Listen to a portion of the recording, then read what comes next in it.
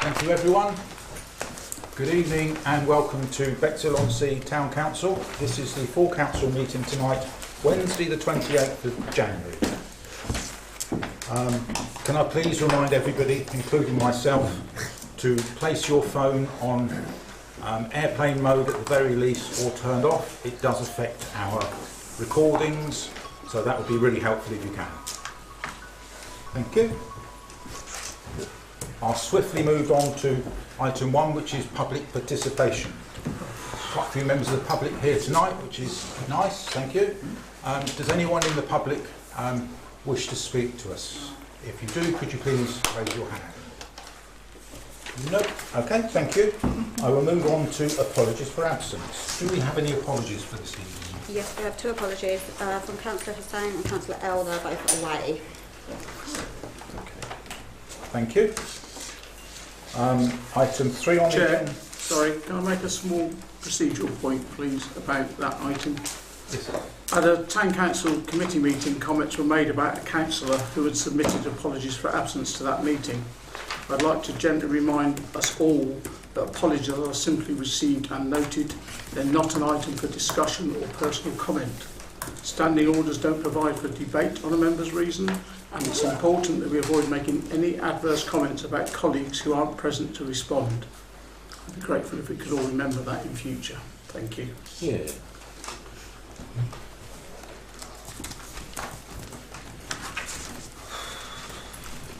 Item 3, to receive declarations of pecuniary and non-pecuniary interest. Do I have any of those, please? Councillor Byrne? Member of Rother District Council. Thank you. Councillor Kimpy? Member of Rother District Council. Thank you. Councillor Drayson? Member of Rother District Council. Thank you. Councillor Winter? Member of Rother District Council. Do we have any other declarations of pecuniary or, more importantly, non-pecuniary interests? No?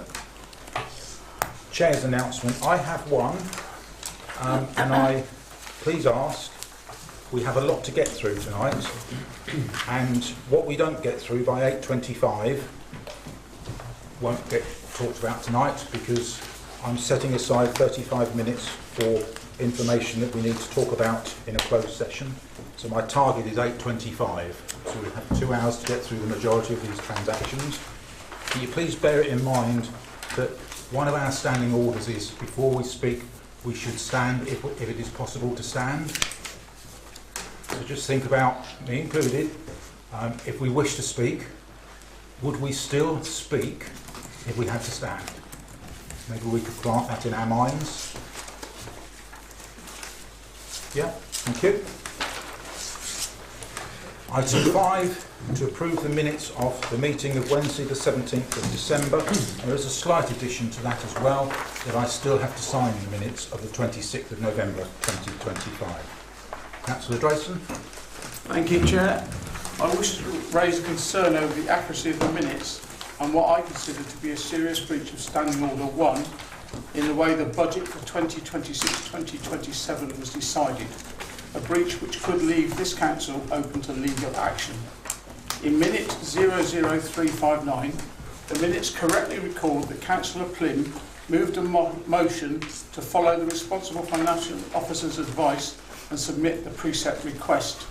However, the minutes then record 2 further items as if they were separate motions, one from yourself, Chair, and one from myself. These were not motions, they were properly proposed and seconded amendments to Councillor Plym's original motion. The minutes also record the amendments in the wrong order. My amendment to reduce the demolition asset expenditure to 500,000 was proposed first, and although the minutes do not record who seconded it, it was seconded, and then yours, Chair, amendment came after mine and was seconded by Councillor Goss. Standing Order 1E defines an amendment as a proposal to remove or add words to a motion, and neither amendment negated the original motion, but they did seek to amend the budget document that the original motion was supporting. As such, they were clearly intended to be amendments to that motion and should have been debated and voted on. Standing Order 1F states that if an amendment is carried, the original motion as amended becomes a substantive motion upon which further amendments Oh, may be moved. sorry, I'm trying to time you, but it's not working. Sorry, Although carry our on. standing orders do not spell out the full sequence, both the NALC model of standing orders and standard rules of debate make it clear that properly proposed and seconded amendments must be debated and voted on before the substantive motion. Where two amendments are before the council, the amendment that is the immediate pending question must be dealt with first. In this case, that would have been yours. Had it been lost or carried, members should then have had the opportunity to debate and vote on my amendment. Only once all the amendments have been disposed of should the council have debated and voted on the substantive motion, whether that remained as Councillor Plim's original or an amended version of this. None of this happened. This is a clear breach of Standing Order 1, and therefore that decision I consider is procedurally invalid. Therefore, Standing Order 7 about previous resolutions doesn't apply because it was not lawful. And I think if we do not correct our own procedural area tonight, we are exposed to the risk of an adverse judicial review which could compel us to revisit the matter anyway. It is better governance and better value for the public for the council to correct the error now rather than be forced to do so later. For these reasons, I move that the council set aside the decision made under minute 00359 and reconsider the matter this evening in accordance with standing orders. Thank you. Okay, thank you.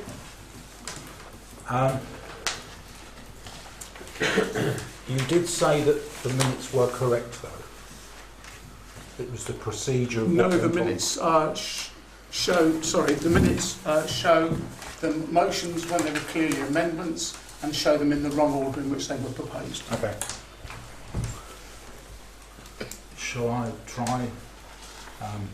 It's a shame that between our clerk and myself, we have spent an awful lot of time in trying to unravel this decision-making process. We've listened to recordings. I completely get, Councillor Drayson, where you're coming from, but there's one slight flaw. The two additional valuations that were placed on it were never described as an amendment. And Councillor Plim never accepted an amendment to the first motion that was put forward. That's where we have an issue. A couple of things that I think we need to be aware of. This is probably new to some councillors around the table tonight, and some may have an understanding of it. Standing orders are not necessarily legal. They are a standing order that the council adheres to. So there isn't necessarily, although it's unproven, whether any review from an external body would look at it any differently. So what I would propose that we do is initially to approve the minutes as a true record of the meeting, and then discuss the subject of what we do with the budget itself. I've got some advice from relevant people, and it's very, very difficult, because I did say at that meeting, because I heard myself say, please be aware, if you vote for this first motion, the other two won't be taken because they are of a lesser value. And that first motion went through, making it, I believe, procedurally correct, because it was never, the second two items were never amendments. I find Would you again, like to add Chair, anything? that once again this council is relying on wording in minutes Yep. that do not match the understanding, the spirit and the intention of the meeting. It was quite clear that those two amendments by yourself and myself were to reduce the line in the budget figure, so that then the motion to accept that figure would have been a reduced figure, or possibly not, depending on our amendments. But those amendments were not tabled, and I queried it on the night and was ignored.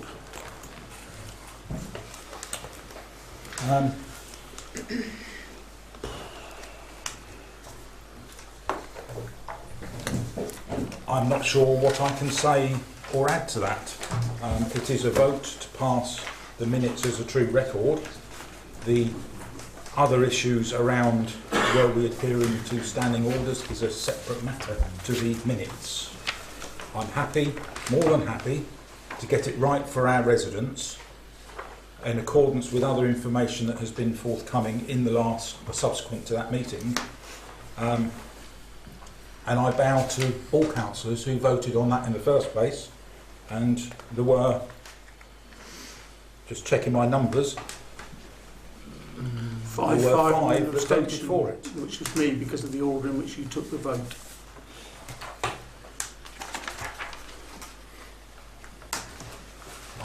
I did say to everybody that were present, if you accept the first one, the Yes. second and third were not amendments. They were Yes, second Chair, and third. but that first one was not to the first one. You should have taken your amendment first, then my amendment, and had they both been lost, then taken Councillor Plim's unaltered motion. They were clearly meant as amendments. We're playing with semantics if you count that to be a different motion.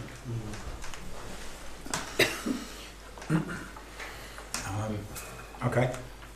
You've raised a question, we'll open it to debate. I've tried to explain for the benefit of all. Councillor Peters was first, and I'll come to Councillor Jackson. Okay, a ward president of mine did raise exactly the same query as Councillor Jason, and he did say amendment in the video. But that isn't what my point was. I just want to be clear from the outset that this is not a criticism of yourself or anyone involved. It is simply about ensuring the public record reflects exactly what happened at the last meeting. In the section recording the vote on the budget and precept, the minutes show that the result was tied and that the chair then used the casting vote to support the motion. What the minutes do not make clear is that the chair had voted against the motion in the original vote and that this was what created the tied result. As it stands, someone reading these minutes in future would not understand that the sequence, nor that the chair exercised the casting vote in the opposite direction to his original vote. That is perfectly legitimate procedure, but it should be clear in the written record. Therefore, I'd like to request that a simple clarifying sentence be added to the minutes, something along the lines of, the chair originally voted against the motion, resulting in a tie, and then used the casting vote in favour of the motion. This would ensure the minutes are a full and accurate reflection of events without altering outcome or implying any criticism. And I'd also like to make sure that the procedural concern that was raised by one of the ward residents is fully looked into, please. The town clerk is aware of it. Thank you. To give some substance behind it, for clarity, you can see on the minutes that I was against the original vote, which made it a tie. I then changed my mind because of the quantity of councillors that were for that line item, and it does say, but I accept what you're saying, it doesn't quote Councillor Wilson, so I have no issue with that being clarified and put in there, because I changed my mind. I voted against it because my motion was for a lesser value, so I didn't feel I could vote for a motion that was more than what mine was. Then when councillors voted and there was a significant number that were for it, I thought about what had been said and I used the casting vote for them.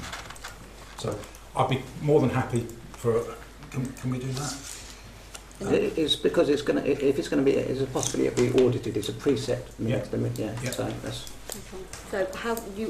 What I've got is the chair originally voted against the motion and then changed the vote for when it was the casting vote. Correct. Is that how you want it worded, or? Yeah, that's fine. As long, Or yeah. would you like As me long to as mention it's- Councillor Wilson? No, yes, that's fine. Say Okay. chair. I'm happy with that. Okay. Councillor Jackson. Just to Should we stand not up. have a seconder for that if Yeah. that's changed? Okay. Yeah. That's a proposer. Do we have a I'll second? second it. Seconder. All those in favour? All those against? Abstentions? Carried. Councillor Jackley. Thank you, Councillor Quinn. Do you want us to stand up when we talk? Yes. No, you don't have to. I'm just saying that if you, I'm trying to encourage people to only talk if they feel it's worth standing up. I was one of the 5 people that voted against the motion being carried, but feel that we discussed it in full knowledge that we could then subsequently vote for the lower amounts, and so I have no desire for the matter to be re-debated, and I'm happy with the correction that Councillor Peters has requested. Okay. Councillor Drayson? Sorry, Chair, the reason you just gave for voting against it, that you wanted a lower amount, is the reason it should have been in a completely different order, so it would have grown up to the big figure, not agree the big figure, and then end of call. Okay, it's right to reply. That was my choice to do, and that was my logic, that I had to do that route. So, Councillor Plym. Yeah, like Councillor Jacqueline, I was fully aware of what was going on in that meeting and fully understood what we were doing. And I believe yourself actually pointed out that should this motion and my motion get carried, the other two will fall as a result. Not once did anyone say at that particular time, oh, hang on, can we stop the proceedings? And I think we've got it all wrong. That's the time to speak, not afterwards. Sorry, Chair, I'd just like to say I did speak on the night. I queried the order you were doing it in. Not perhaps in the formal words that Councillor Plym would have liked, but I queried the order. Anybody else wish to speak? I would like, from what Councillor Drayson said, I don't think that's turned into a motion. To move it forward, I need help from the remaining councillors here, because I know no more than anybody else. I keep getting reminded of that. So we're all in this together. We're not legally qualified to know whether this is a breach of any regulation or anything, but the recording is quite clear that this was one subject that we were discussing, and that was not an amendment, because Councillor Plym would have to agree to an amendment, and it's very difficult to agree to an amendment where you're talking about money. So what do we do? Councillor Drayson. Sorry, Chair. The mover in a original motion doesn't have to agree to an amendment. That's for the councillors to vote on, and he has to put up with that amendment. He can accept the amendment without it going to a vote, but it is not up to the mover of an original motion to just not accept an amendment, and therefore it goes out the door. So historically, that is the way this town council is operated, and a classic example is with traffic. I'm not sure of the correct terminology. Forgive me. Traffic patrol, school crossing. School crossing traffic patrol. There was a motion put forward by, I believe, Councillor Winter, and Councillor Winter had to agree to the amendment that Councillor Plym had, and if that hadn't been agreed, that wouldn't have gone through, because Councillor Winter had to agree, and it's on record. Councillor Winter was asked to agree, and he agreed. With this instance, there was no request to ask for an agreement of the amendment, because that wasn't asked. So, as I see, the records that are, and this is about the minutes, they are a true record of that meeting. And that's what item 5A says, to approve the minutes of the meeting on Wednesday the 17th of December. And these minutes are a true record.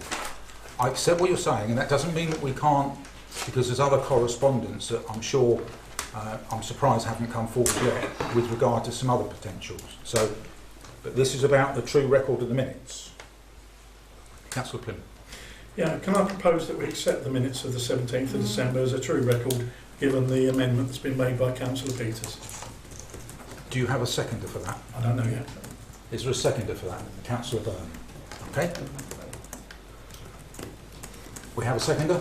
I think, unless anybody else has anything to say about these minutes or anything else respected to them, I see no hands. We'll put that to a vote. All those in favour? I'm not sure what other alternative there is, but please show. 1, 2, 3, 4, 5. All those against accepting them as a true record? 1, 2, 3, 4. All those abstaining, please show. 1, 2, 3, 4. Those minutes are carried 5 to 4. Councillor Kincaid. Sorry, Chair, could I just clarify? I can't abstain, vote or whatever because I actually wasn't present Okay. at that meeting. Okay. Thank you. So those minutes have been approved for me to sign on the rate of 5 to 4 with the abstentions, and I have to sign the minutes from the something of November, so it will go quiet for a while.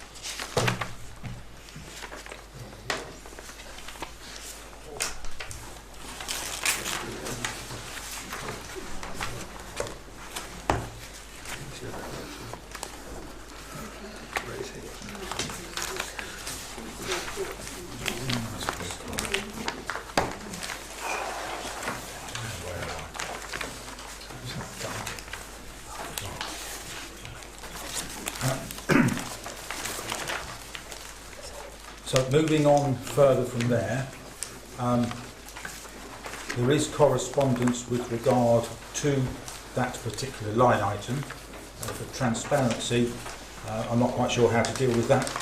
We've done some homework. Our Deputy Town Clerk has done an awful lot of work, and thank you for the time you've spent on this.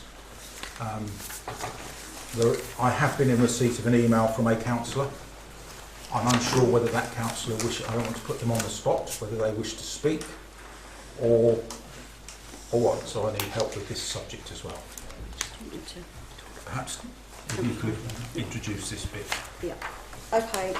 Kind of leads on from the agreement of the minutes is one section. Basically, you're consenting that the minutes are a true recording of the meeting, regardless of the issues surrounding the budget. Now, I know that there's been some issues surrounding the actual resolution of the budget, which, okay, the minutes is one thing, you agree in the minutes. The actual resolution is what, when I've sought advice, is what is actually being contested. Not so much the minute is what a recording of what happened at that meeting on that night. Obviously, there is another issue around the actual resolution of agreeing the budget, which is part of what Councillor Drayson was just referring to, and there is also another correspondence regarding that from another councillor. I've sought advice from senior officers with some advice, and what you can do, and it obviously has to be a motion put forward, is to suspend Standing Orders 7A and 7B, which obviously relates to discussing a resolution within 6 months, and 9B and 9D and 9F, which means you have to have prior notice of a motion being put forward, and for me to have any adjustments to that motion. So what you would need to do that, and obviously then re-address the budget that was agreed on the 17th of December. What I will advise you from my position is that budget has been submitted to Robert, because the precept submission day is the 31st of January. As part of my RFO role, and what would be the general procedure, once the full council has agreed the budget, that submission is put through. I can contact Rotherham and find out whether that can be resubmitted, but as it stands, that is where we are. The budget has, the precept has been requested, the form has been completed, because that's what was agreed on the 17th of December. So what you would have to decide as a council is, do you suspend the standing orders that I've just mentioned, which you would need a proposer and a seconder and a full vote to do so, and then the councillor that has contacted us with a potential motion would be able to put that motion forward, or other councillors with substantial motions. That's where we are. That's the advice I've been given, and that's what I'm relaying. Councillor Flynn. I think, I'll speak for everybody else, but I'm unclear as to what we're discussing. What is it the person's actually said? I've opened the floor We to have that to councillor to suspend speak. standing orders, don't we, first? We would have to, if that councillor wishes for suspension of standing orders, 7A, 7B, 9B, D and F, I can only do that, Do that. but I get that councillors don't know what the motion is going to be, but we can't discuss the motion without suspending it. So realistically, it's whether the councillor wishes to speak. Councillor Very Drayson. busy night. I would like to propose we suspend the standing orders as listed by yourself and the clerk. We have a proposer. We have a seconder. Okay, let's debate that then. Councillor Thomas. Okay, thank you. What do people think? Do we want to suspend standing orders? No, you don't. Okay. I'm just going to say the risk behind this, and it is a risk, we can do this, re-debate it through closing the standing orders and reopen that debate. But if you do this, it means any single decision that somebody isn't happy with, they can just do this time and time again. You're setting a precedent. So long as you're aware of that you're setting a precedent, because we've never done this before, then I'll put it to the vote. Well, I'll put it to the vote anyway, but I'm just flagging that you are setting a precedent. Councillor Kim.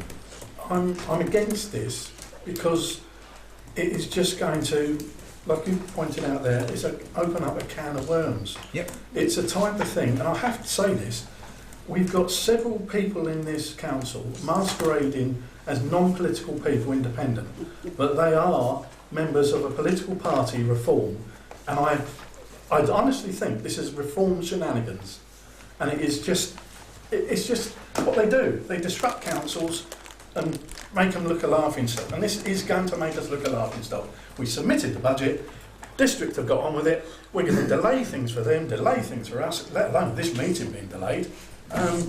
No, don't do this, please. Councillor Grayson. First of all, I'm a member of the Rother Association of Independent Councillors. I'm not a member of Reform, never have been and never will be. Yes, this is unprecedented because the deadline is on Saturday for putting in a budget that I think we incorrectly and unlawfully approved at the last meeting. And it's best for us to sort our own problems out, also for the people of Bexhill. And when we say we're opening a can of worms for something we don't like, no, it's not because I don't like it. If I didn't like it, but it had been lawful, I would have shut up and I wouldn't have been standing here tonight and spent all day on this. So no, it's nothing to do with that. It's not whether I like it or not. It's the fact that we came to the decision, I'm not even saying it's the wrong decision, we came to the decision in the wrong way. It doesn't have to be a major thing, because also, since that last meeting, this very Monday night, the Rother District Council Section 151 officer made it quite clear that assets will not be devolved at least until the second half of the year. So we could simply reduce the shown income from assets by a half and the expenditure on devolved assets by a half and vote for the rest of the budget unaltered. It is that one line on devolved assets, and we've now got Rother saying you won't get them at least to the second half, which means for the first half of the year the residents of Bexhill will be paying us for exactly the same service that they're getting from Rother that they're also paying. Thank you. So, a couple of things on maybe, and then we'll go to the vote. We don't know it's lawful, Councillor Drayson, or unlawful. So, for those watching, the statement saying it's unlawful isn't necessarily true. My opinion. It's opinion, because we haven't challenged that legally. I have had a statement from Rother, which, with regard to this, and it is going to Rother District Council, full council in February. Last night, Monday night, it was at the first part of their process. The second process is Cabinet, then full council. So if that helps. So we have a proposer and a seconder to close standing orders to enable us to debate this.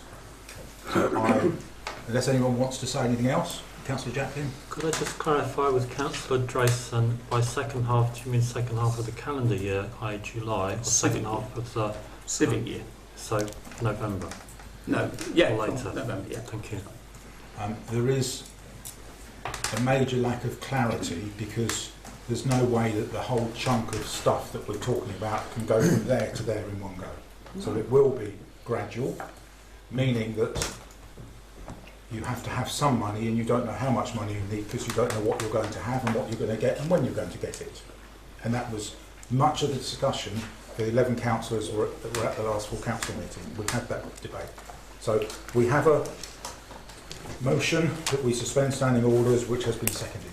So all those in favour of suspending standing orders, please raise your hand. 1, 2, 3, 4, 5, 6, 7. All those against, please raise your hand. 1, 2, 3, 4. 4 against, so that is carried. So we have the motion to suspend the standing orders being 7A, 7B, 9B, 9D and 9F. Meaning that there can be another resolution even though it's only a month since the last one. So just for the benefit of residents, we're now not under our standing orders, but code of conduct still exists. Councillor Grayson. Yes, thank you, Chair. As you said, the member doing it should have a proposed motion in mind, and I have, if you'd like to pass those along.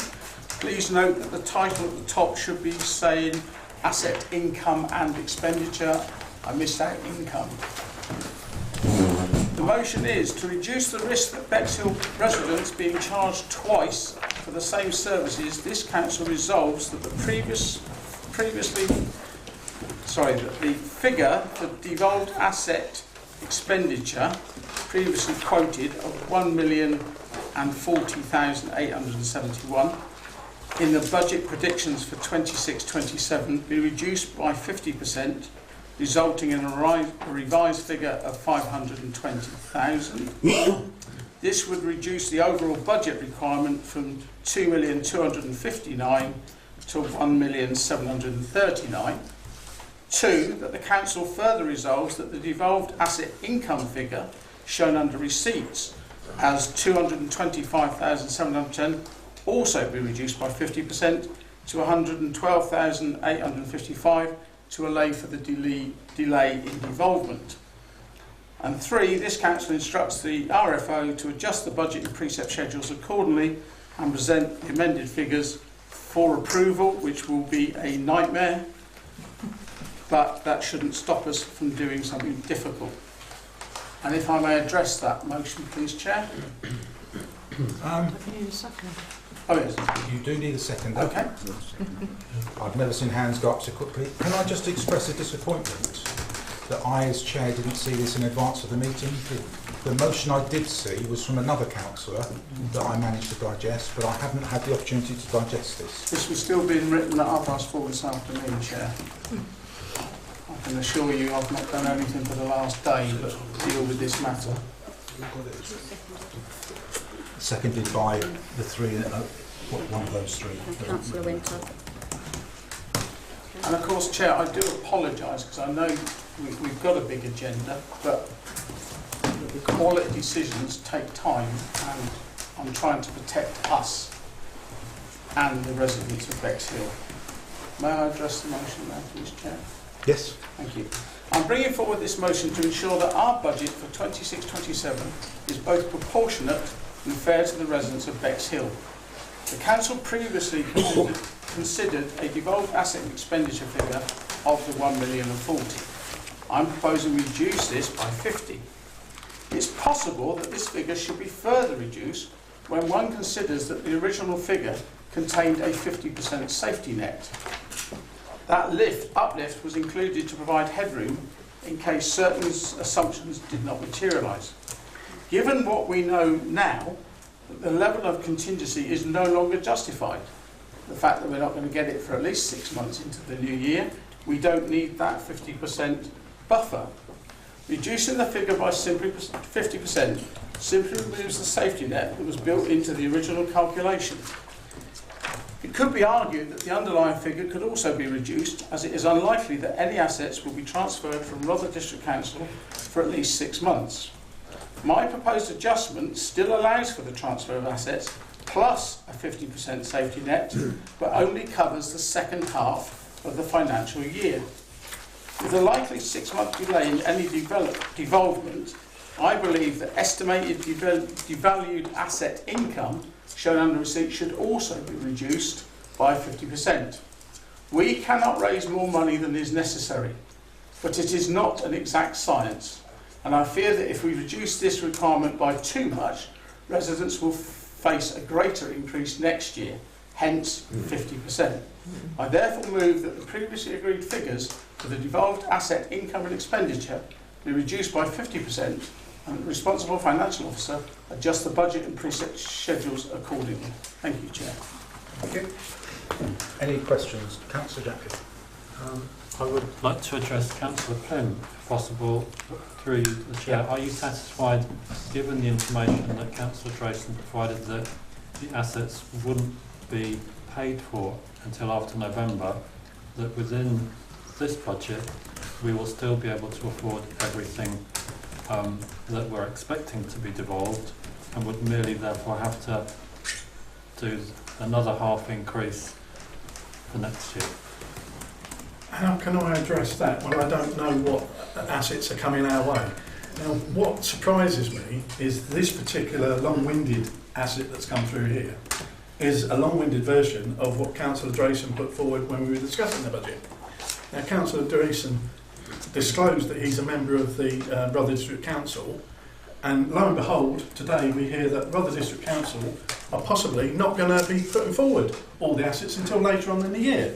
So if this was a commercial transaction, someone would be pointing out insider dealing going on here, because it seems to be that there was a lot more knowledge available to certain councillors at the time of discussing the budget than there was to the rest of us, because they seem to have had hindsight of what Rother is actually doing now. I don't know what Rother's going to be doing. Rother don't even know what they're doing. Okay, let's try. I really object to that personal attack. I knew nothing about it until I watched the recording of Monday night's Overview Scrutiny Committee, and the Section 151 officer told Rother councillors he wouldn't have had any inside knowledge that she didn't expect the assets to be devolved until the latter half of the year. So I don't accept that personal attack. Agree. Okay. Councillor Goss. To say that I would support the motion because it's a point that I actually made at the last meeting, that things are going to take a long time to come over, and to put the whole cost of it into next year's budget just seemed to be sort of too much. And it would also be interesting to know how Rother are going to deal with special expenses. Are they putting in 6 months worth, and so we pick up the second 6 months, or how's the whole thing going to work? Is there any liaison with Rother on how things are going to happen? Yeah, I'll go around the table and add some more stuff. Councillor Timothy. Yes, thank you, Chair. Along the lines of special expenses, they will only be reduced when the asset is devolved, and that means the legal process is final. And the legal process is very long-winded and will take an awful long time. And I think with the note that came from Joe Powell would have been to yourself, Michelle, illustrated that not everything will happen at the same time. It will all have to happen sequentially. So special expenses do not get reduced until the asset is devolved. And at the moment, I think November is optimistic. Councillor Byrne. Thank you, Chair. I was just going to say that I was present. I am a member of the Overview and Scrutiny Committee of Rother, and I endorse what Councillor Drayson said. Until that was presented on Monday, we had no prior knowledge of this, but I think we were given a clear indication of what was going to happen to Bexhill special expenses, and that it was based upon the fact that until such time as Rother no longer needs to carry responsibility for those assets, then the special expenses will stay. That line on the budget will be reduced as and when the devolution of these resources and these assets is complete. Another thing I would say is that I remember Councillor Plym in the original debate making the point that he was trying to make sure that we didn't have a sudden hike in precept. And I think he did give us a calculation that it was only going to cost sort of £10 a week. Oh, I didn't say that. Oh, well, I defer to what you said, but it was that this was the actual difference in the precept coming through from the result of that calculation was small compared to what it would have to be next time if we leave ourselves totally unprepared for any devolution. And Councillor Plym was saying, why don't we leave ourselves prepared for all of it, just in case? We now have an update on the information saying we now know with some certainty that nothing is going to happen for at least 6 months, which could be a reasonable justification for altering that line in our budget. Okay, I don't think there's anyone else on this side. Councillor Winter. Yes, thank you. I raised this exact point at the December meeting, and it's the only reason I voted against the budget in December was because of a lack of transparency. So, for those reasons, that is why I support Councillor Drayson's motion and seconded Councillor Drayson's motion, because it's exact transparency that this council requires and the public deserve when it comes to us making decisions about how much council tax they are going to be paying. Thank you.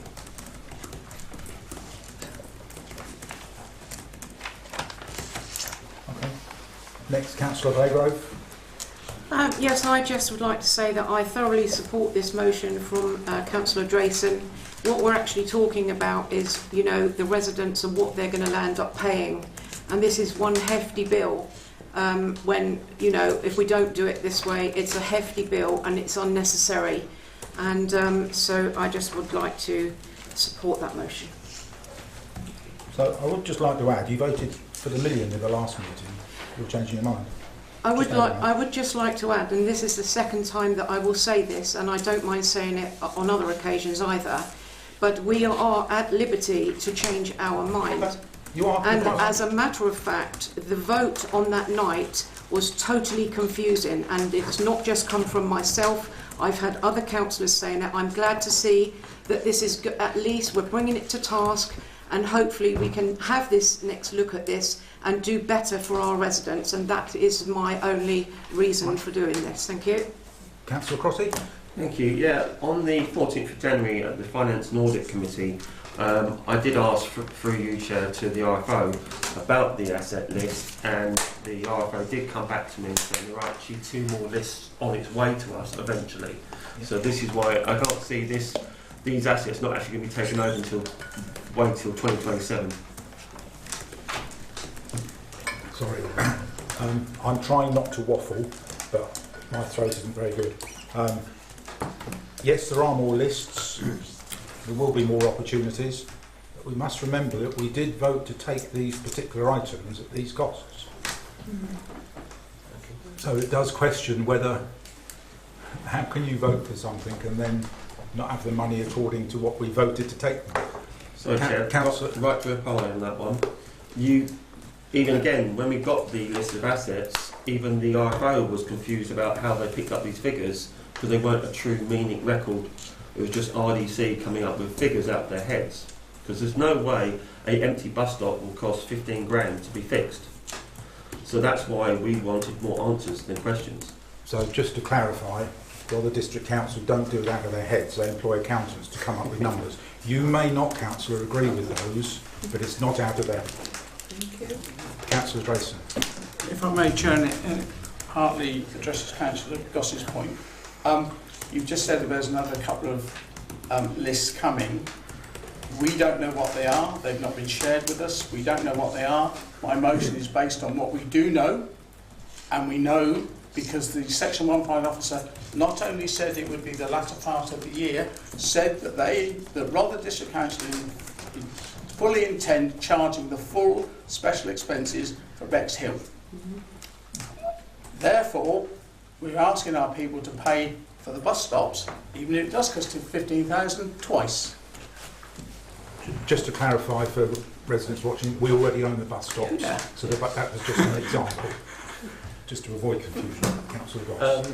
Yeah, from what we've heard tonight, if Rother are charging special expenses for the full year, surely, even if things, we know lawyers sort of move like a snail, but if things are going to take that long, there should be a sort of legal date for anything that is devolved during the latter part of next year to say, right, from April we will pay for it and it will come off the special expenses. It was mainly parks and things anyway, so whether it comes to us and rather continue paying for it for a few months or whatever of bits and pieces, just set a date, liaison with them. We must be able to talk to them and say, okay, we're taking over these bits, you've charged for it up to April, from April we charge for it. Yeah, that's ideal. We're not living in an ideal world because you can't just go on a certain date, the whole lot goes from there to there. There will be some crossover at any point in time, and there may be some double charging, but the crucial bit is that we will only charge when we get the asset. The rest of the time it will sit in earmarked reserves. We're not going to waste it on other stuff. Yes, but it's going to be charged again the following year. There is that potential, and I think that's unresolvable. Because because of when you have to set your precepts. Yes, but Rother has set the precept to say that we're going to be charging for it till next April. Yeah. Or April after. Therefore, it's covered. I just want to clarify, Rother haven't set that yet. Well, sorry, They've we're gone through told. the first part of their policy process. Yeah, okay, we're told. Just So yeah. we need to work in liaison with them and set a date. Yeah. It's a difficult situation. Where are we? Councillor Byrne. Thank you, Chair. Just for the public, nobody's being asked to pay for anything twice. What we're talking about here is the money that's put into the budget, both Rother's budget and our budget, in case these assets get devolved at this time or this time or this time. There is no question that that money will be charged to anybody twice. What we're arguing about here is when those costs will be charged to Rother and when those costs will be charged to Bexhill. However, I will say that we have no guarantee from Rother that if that line of budget of special expenses vanishes, the cost won't appear in another line because they need to balance their budget. Now that is something that's worthy to debate and probably does need underlining to the public that this amount that Rother was collecting for these assets, as soon as those assets are devolved, it should be made very clear that if there's no reduction in council tax, then why not? Because their expenditure has gone down. But that's another debate for another day, and I'm sure Rother will be forthcoming as to how they're going to adjust their budget. But nobody's being asked to pay for anything they're not getting. We're arguing about at what point the money comes out of our budget and at what point the money comes out of Rother's budget. But a budget is what you're going to spend, not what you're actually spending. Thank you. Councillor Peters. Yeah, I'll just say I do support this motion. It dramatically reduces the 120% increase. And as for transparency, which has caused all of this mess, we still haven't released the green list. Are we allowed to release the green list or not? No. Okay. So, Councillor Jacklin. I support the motion. I would like to disagree with Councillor Byrne. I do believe that there could be an overlap period where we are charging in our budget for things which will not yet have been removed from the Rother budget. What Rother do is not within our jurisdiction. If we had that money within our budget and didn't spend it, it would obviously get carried over, so therefore it wouldn't be spent twice. You're right, it would only be spent once, but it could be double charging for some duty time. Can I just ask our RFO something?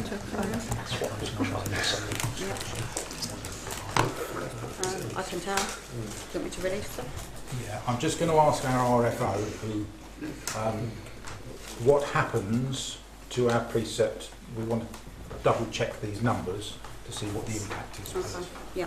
So the budget total will be £1,739,002, and the precept amount will be £1,611,288, which makes the band D go up from 52.97 to 91.79, as it stands with Councillor Drayson's. And bearing that in mind also, we know there are 2 more lists with more on there.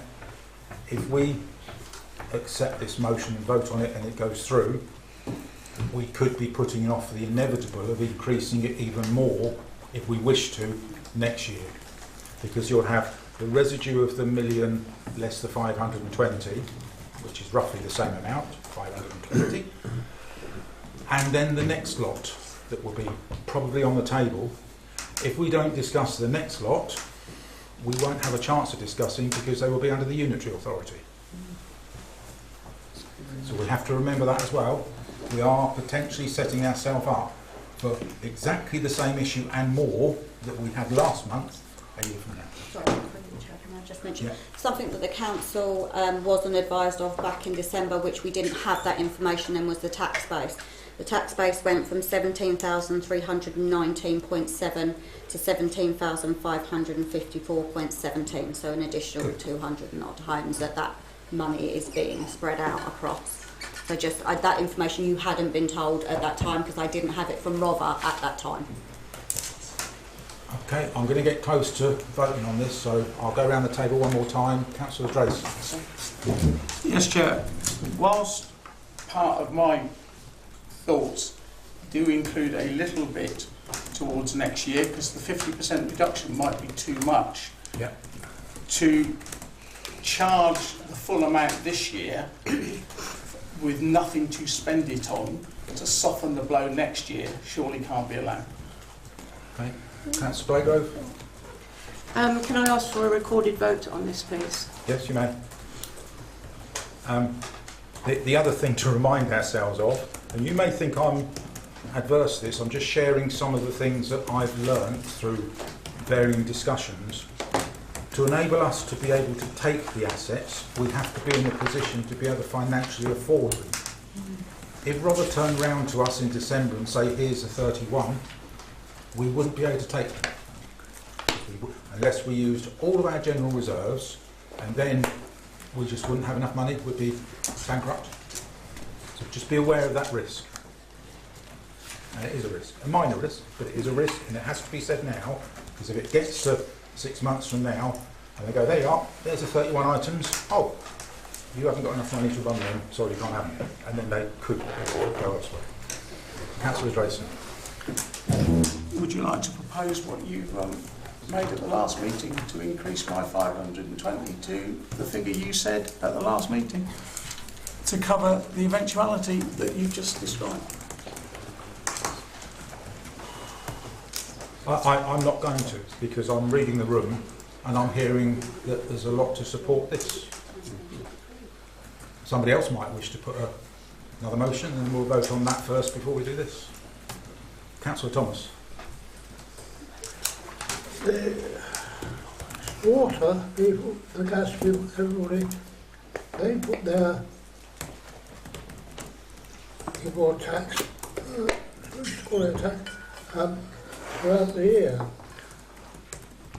But we as councillors, we set it once a year. But is any reason why we can't change it part of the way through the year when we get the assets? Yes, there is a reason. It's a financial one, because we are obligated to submit our precept to Rother District Council, who collects the money from our residents and pay it to us twice a year. In case anybody didn't know, we only get the money from Rother twice a year. So we have to do it by the end of January. That is the cut-off point to enable them to do all their banking and everything else and all the widgets that need to be moved from A to B. So there isn't an alternative, I'm afraid, Councillor Thomas. I'm sure that's right, isn't it, RFO? Basically every town and parish needs to submit their precept to their district council by the end of January for them to pull all their information together to put their request through to central government, I believe.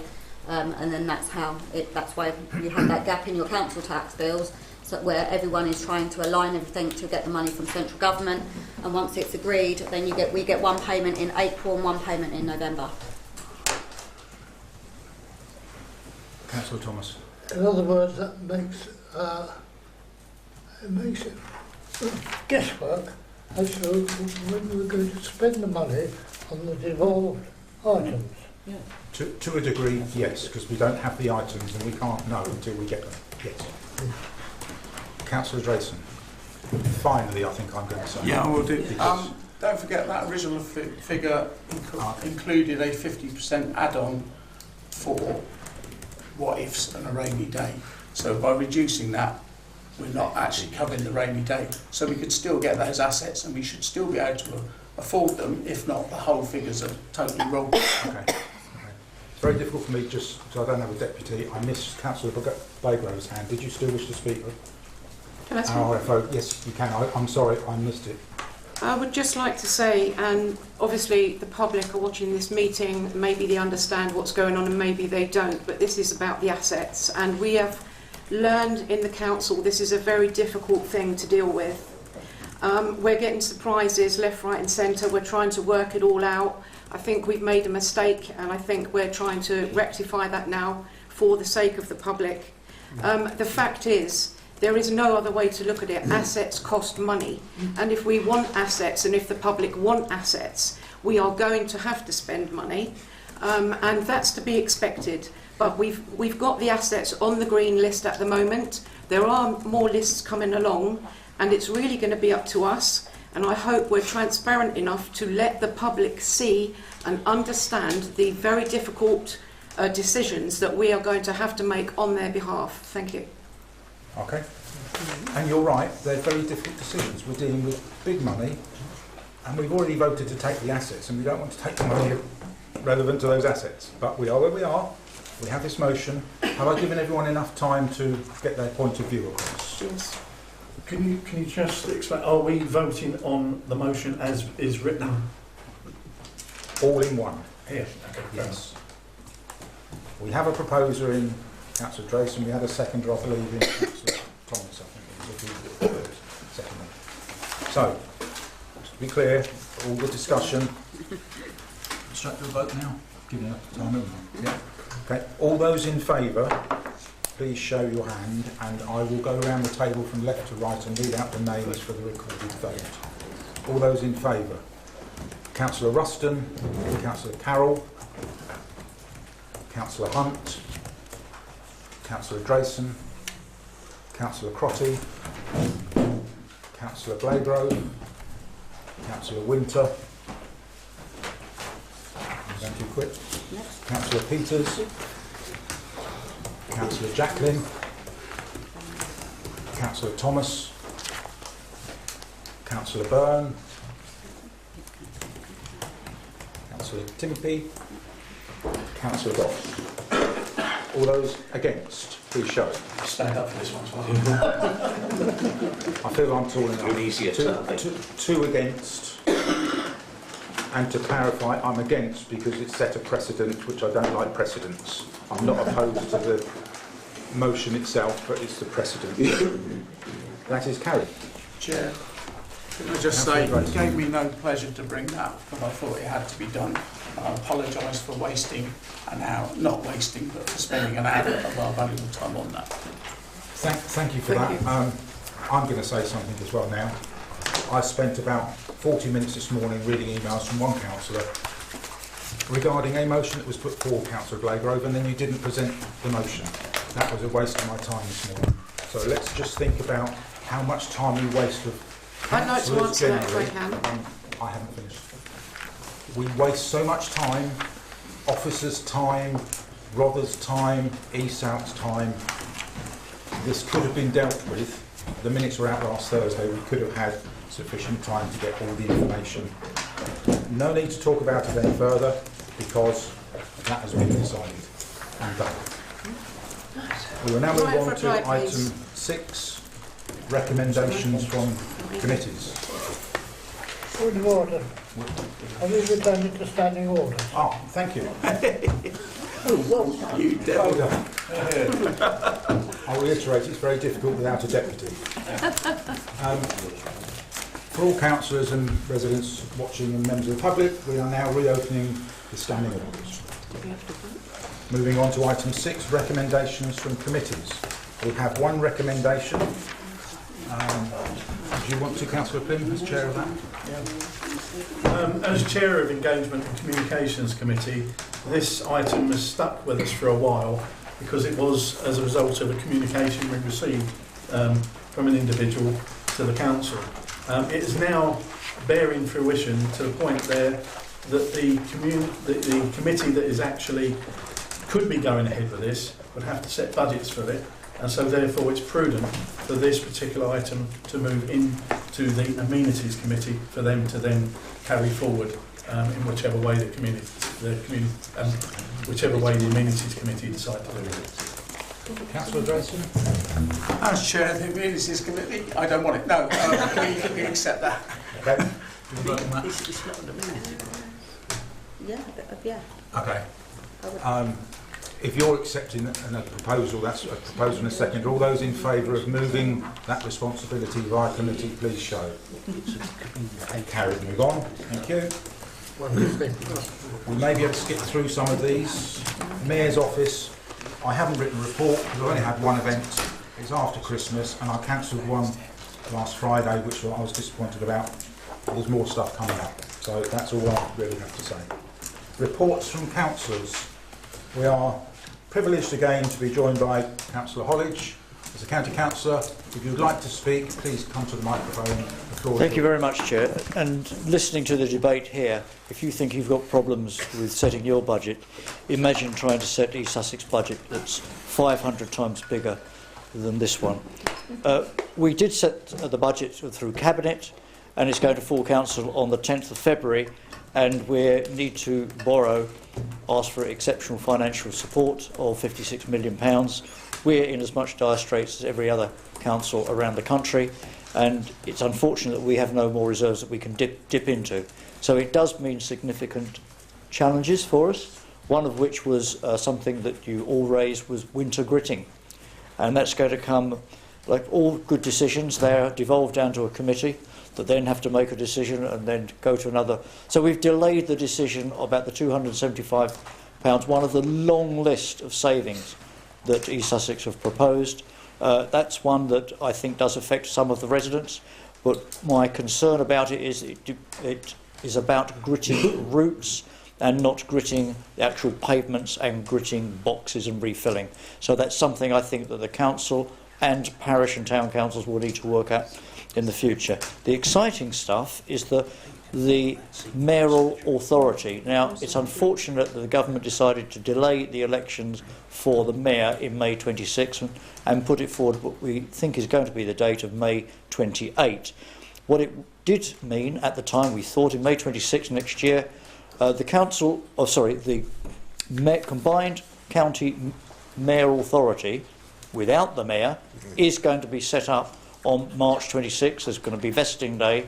We were, if there was a mayor, going to get £38 million because those elections are delayed with no mayor, but we're going to have a council without a mayor. We were only going to get 33% of the £38 million.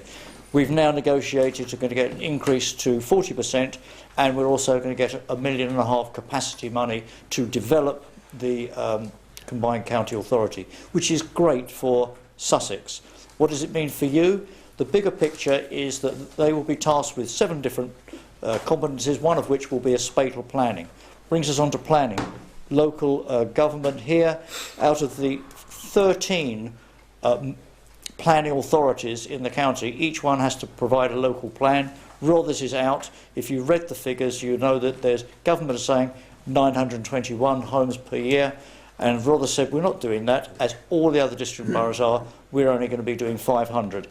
The key thing about Gulliver's and the estate up there, I find it astonishing that in this country, at a time when the population's growing, we're reducing the number of recreation fields. In that planning authority, in that planning application, to me the system isn't working good for the residents, and I think the local plan shows that they can't even hit what the government targets are, and we need to look at, I think, what I've asked Rother to provide me with, is the number of planning applications that have been approved.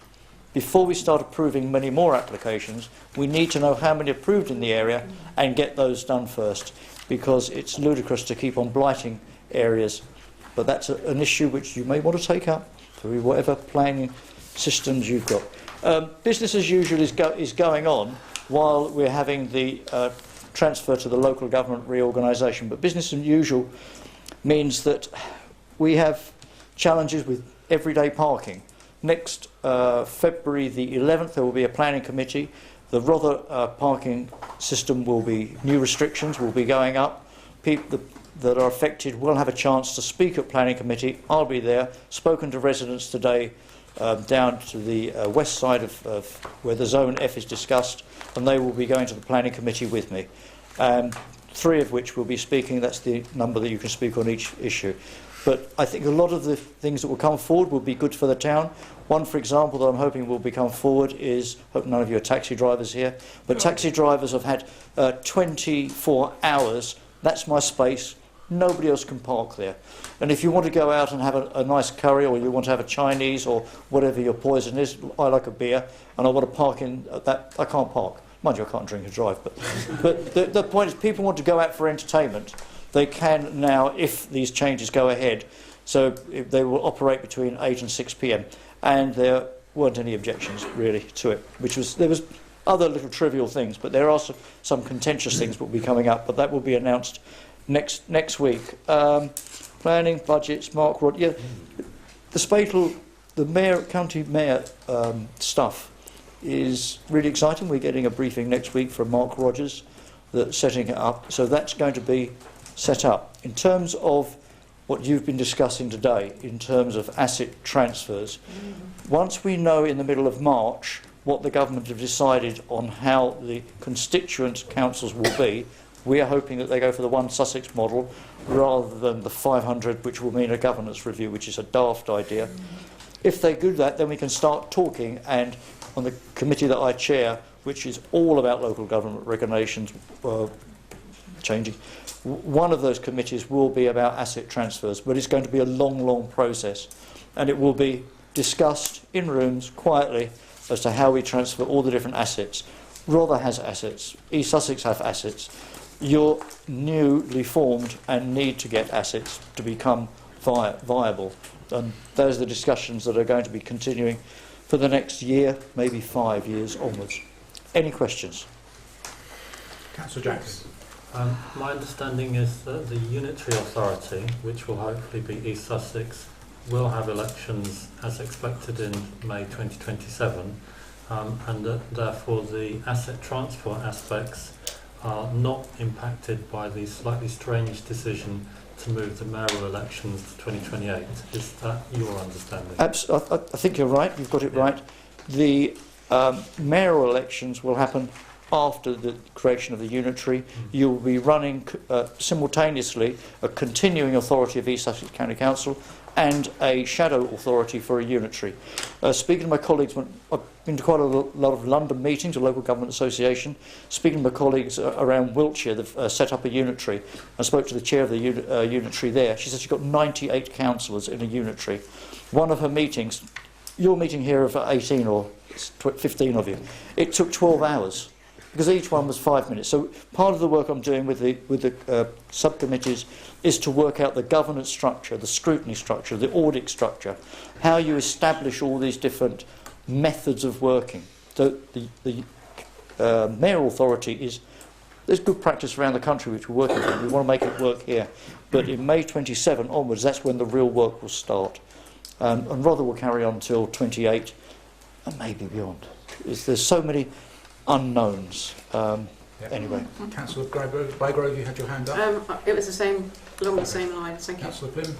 Yeah, I'm interested to find out what's your perception of what the unitary authority's precept will be? Oh, And are they going to be restricted like the county and district councils are? good question. Don't know the answer.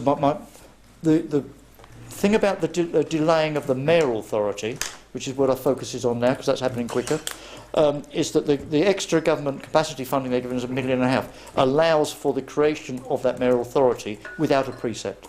So when the mayor elections come in May 28, that's when there will be an elected official with her own, his or her own structure, Freudian slip, and that we can set the precept. But it's a good question, and it's one that I don't know the answer to, because when you've got a continuing authority, will that need a precept? Will that need to carry its own? And I don't know all the answers to that yet. And to be honest, a lot of the officers and a lot of people don't know all the answers, but they will come transparent over the next 4 or 5 months, because they're the right questions to ask. Thank you very much, Councillor Holly. Very informative as always. Thank you. So move on to 8B. Any of the 4 ward district councillors wish to say anything? As I move on. Sorry, Councillor TP. Sorry. Yeah, just No, it's only if you just try and yeah, just quickly, Sackville Ward, you've probably all seen the public reaction to the proposed closure of Sea Road surgery. Unfortunately, I couldn't go to their meeting on Friday because I was in another meeting in Lewes. But we're, both of us are district councillors for Sackville, and we're very concerned about it, and we're hearing what the residents are saying. And I will defer to you because you're on the East Sussex County Committee in a second. So just to bring that up, that we're very sensitive to the fact that there's an awful lot of concern from residents. And also quickly about the beach clean-up that does affect obviously the East Parade, and further about the container spills. Just so everybody understands, all the costs are being met by the ship owners, and there is currently the clean-up situation is RAG rated, which is red, amber, green, and the red beach at the moment is camber. It's still causing a major problem. Our beach line along here is amber, which means sporadic debris, and when the camber one is down to amber, then they'll come along here. But just so everybody's aware, I mean, unfortunately, we've had some stranded and deceased animals. They have been taken for post-mortem to make sure that, or to clarify what they have died of. And I'm now going to really defer to Councillor. Just before you defer, can I just say I was at the Sea Road chat last Friday. Oh, good. And I'm surprised that there hasn't been more reaction on social media. There was an awful lot of very angry people. I know. I've had a lot of angry emails. The impact is that people who live just round the corner will probably have to go to either Collington, Ninfield or Petsham.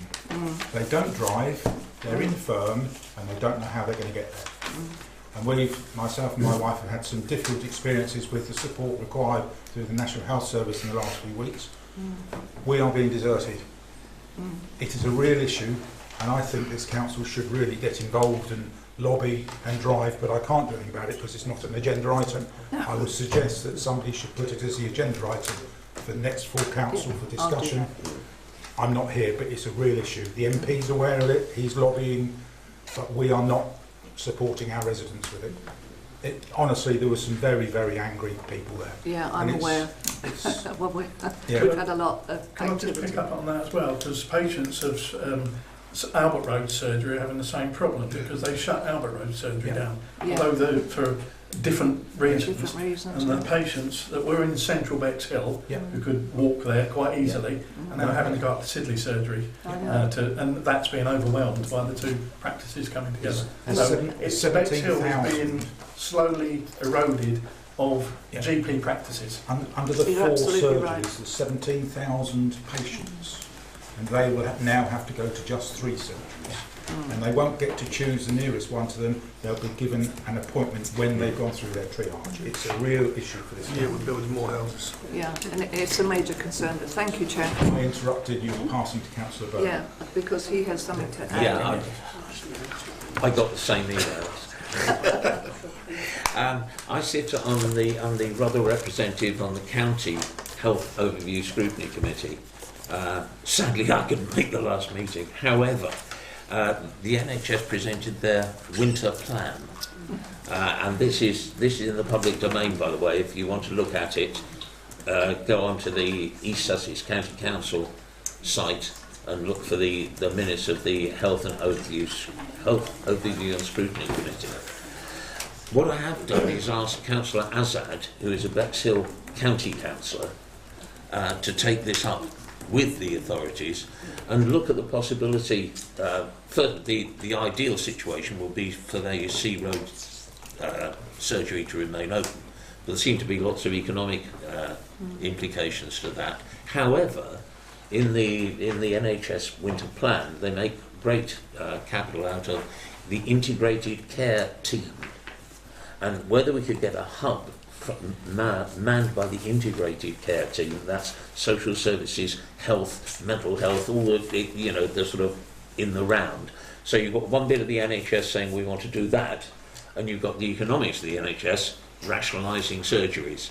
How that's going to play out, I don't know, but the best thing we can do as councillors, both Rother, town and county, is to keep lobbying and say there has to be some provision. Tell us what the provision is. Yeah. Then we can take up the cudgels as to whether it's adequate or not for the residents of that area. The surgery is doing a consultation, but they did say it will more than likely close. There's a lot of, and that's probably planned for March. It's imminent. They said they just haven't got the money to carry on.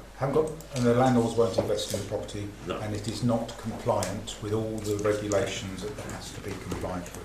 So there are discussions to be had, and I think we've kicked off now that they will be had in the right places. I'm going to move on. So quickly, this is not a Bexhill phenomenon, it's a national phenomenon. I think that the number of surgeries has gone down from maybe 11,000 to 7. So if it hasn't already gone down in Bexhill, it's just that we're catching up late. We can't wait for the new one in Barnwell Green and send everyone there. It's too far away. Hopefully these integrated care team hubs will receive ward reports from town councillors. I'm very conscious of time. Councillor Crotty. Thank you, Chair. Bexhill Observer did a good piece about Buckhurst Road with all the 40 plus potholes in that road, and also online there's a lot of people criticising how badly that road is, so that was quite a good discussion about the potholes in Buckhurst Road, plus all over the place as well. Councillor Winter. Thank you. Firstly, I'd just like to say thank you to all the councillors and the residents who contacted me regarding this issue. And I do have to bring it up for the public record. At a committee meeting on the 7th of January, a comment was made by a councillor expressing disappointment at my absence. My apologies for that meeting had been formally submitted and accepted. Please, can I stop you? This is a ward report. And I'm updating my residents from St Mark's who have contacted me raising this issue. Thank you very much. My apologies for that meeting had been formally submitted and accepted, and it had been made clear by officers that my absence for that meeting was due to a family bereavement. I won't go into my next part because Councillor Drayson raised it at the beginning of the meeting, but on behalf of myself and my family, I consider that remark to have been unnecessary, deeply offensive, inappropriate and discourteous, and I am therefore putting my objection to it formally on the public record this evening, as I had no right of reply at that committee meeting. Thank you. Okay. I didn't comment earlier. My comment at that particular meeting related to you had a motion and I was disappointed. You could have just withdrew that motion as you weren't going to be there. I wasn't disappointed about anything else. I'm always disappointed when councillors aren't at meetings because it's our council. If you didn't like what I said, you know there is a policy and a process to follow, which is the code of conduct. It's been started. Okay, that's fine. But moving on, I would suggest that really wasn't a ward report, but we'll move on to item 9. I'll hand you over to the clerk who's going to speak through some things. Okay, I'm sure you understand that obviously I've been picking up on projects and tasks that have been from the previous clerk and previous clerk. And I just, obviously I can't, as you can see, the agenda is quite heavy. So I just want to give you a brief update that it's not forgotten, it's just, it's there. The motion from Councillor Winter regarding lead councillors, I'm looking into this further and getting some advice about how we go forward if the council decides to do so. Crime prevention, I think, was Councillor Plim. I've arranged a meeting with the relevant person at ROVA regarding the CCTVs. It works in line with this. I'm waiting for that. We did have a meeting, but she cancelled. So I'm waiting for that to be rearranged, and a meeting with Inspector Simon Whitehead regarding that. Councillor. When the clerk's finished. Okay. Councillor L mentioned regarding the possibility of a multi-sports a mugger going in at Pebsham. I contacted, or the officers in the council contacted the Gateway development. There is no such thing going in at that development site. There is some sports pitches and a sports pavilion. Again, we asked what the sports pavilion would be used for. That is purely going to be used for changing rooms and toilets. So at the moment, there is no planned mugger going in the Pebsham area. Work experience, there was another reference to looking at getting work experience within the office. That's been looked into, and at the moment it's going to be deferred until a new town clerk is in position, because I feel that's best practice really, having a permanent town clerk. School patrol crossings, we are still waiting for East Sussex County Council to come back to us on that information that we've sent as a motion from Councillor Winter with the amendment from Councillor Plim regarding devolved investigations of that service. There was also, I had correspondence from a member of public this week regarding something that we've already discussed on the council agenda. I'm hoping that obviously in light of that, that has now resolved any concerns and queries that member of the public had. That is my update. Thank you. Okay. Councillor Grayson. I just want to say I can't say enough praise for Michelle, who has inherited all this work, and she's doing a really good job, and I apologise for adding to it tonight. Yeah. Councillor Bago, do you have your hand up? Same comment. Thank you. Yes, you've really stepped up, Michelle. Thank you very much. Thank you. Item 10, local government reorganisation, to receive an update. Come on in. Obviously it's already been discussed quite heavily this evening. As soon as I can release the asset list, I will do so. At the moment, my hands are tied by the restrictions of confidential information from Rother District Council. Once that has gone through their full council process, then that information, and everything is completely confirmed, then that information will be going out into the public domain to explain to the members of the public where we stand. But at the moment, that is as much information as I can possibly provide to the councillors and members of the public. As stated before, the business cases have been put forward for the assets that we're relating to, which obviously the budget is also relating to, and that's where we are. I'm waiting for further information now from Rother District Council on the next steps of this. Okay. Councillor Jacklin. In discussion earlier on, I think it was mentioned that there may be more lists coming. Yeah. If possible, would it be possible to mark the ward in which the assets are located? The reason being, some of them I think we knew what they were, but there were some to me that I had no clue what they were, and if they were in my ward, I would have taken an interest in them. Yes. Councillor Thomas. Is the green list still under wraps? Yes. Okay. Item 11, planning matters, to receive an update on the neighbourhood plan. I would first, before we talk about that, the consultation that Rother put out on the local plan. Don't wait until next full council meeting for the council. Please, please, please, I plead with you, do it yourself as an individual. we've all got a responsibility. We can do that now. It is a process you've got to go through, you've got to look at it, and you'll see some of the stuff that you may or may not be happy with. This is all of our opportunity. All your contacts in your wards, send out a message to everybody. Rather roughly get 400 to 500 people completing a consultation out of 91,000, if they're lucky. Let's double it. Let's get people to complete it. The more people that fill in the information may change some things if we don't like it. So I plead with all of us, please complete the consultation. Because it will drive our neighbourhood plan, because planning wise we have to have in there whatever Rother agreed in their local plan.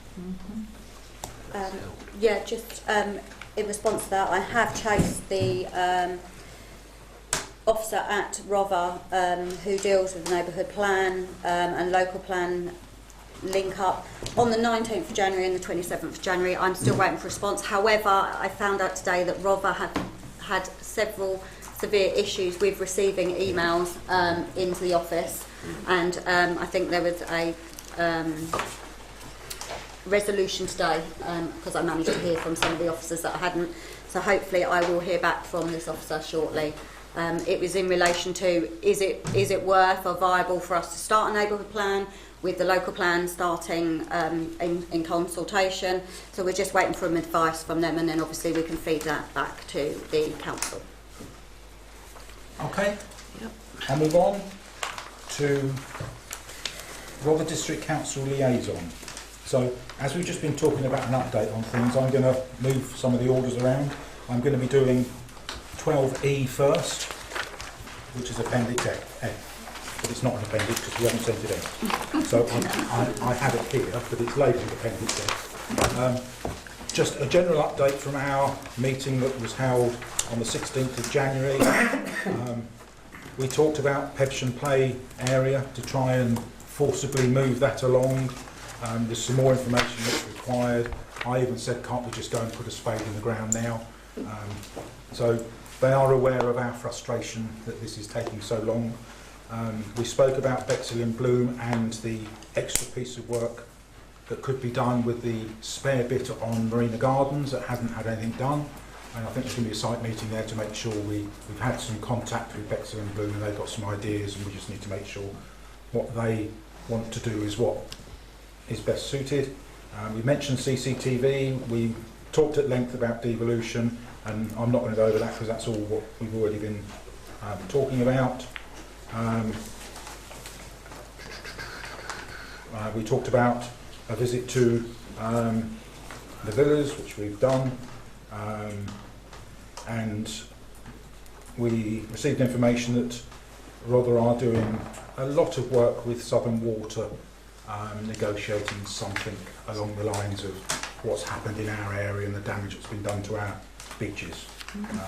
There weren't any questions from town councillors to take to Rother, and the next date I think is in March. So again, I remind everybody, nobody does submit any questions to the chair, deputy and officer to go along, but this is an opportunity. If you've got questions directly for Rother, send them to us, Michelle, and we can get it on the agenda for a direct discussion with either leaders or members who attend that meeting. It's our opportunity, so if you've got questions, don't miss out on that chance. Okay? Right, I'm then going to revert back to 12A, which is to note the update on the lease and consider the approval of the draft heads of terms of Channel View East Public Toilets. Appendix B. You've had all the information? Yeah. So this is just to sign the heads of terms. I went straight to you, Councillor Dodds. Councillor Dodds. Thank you.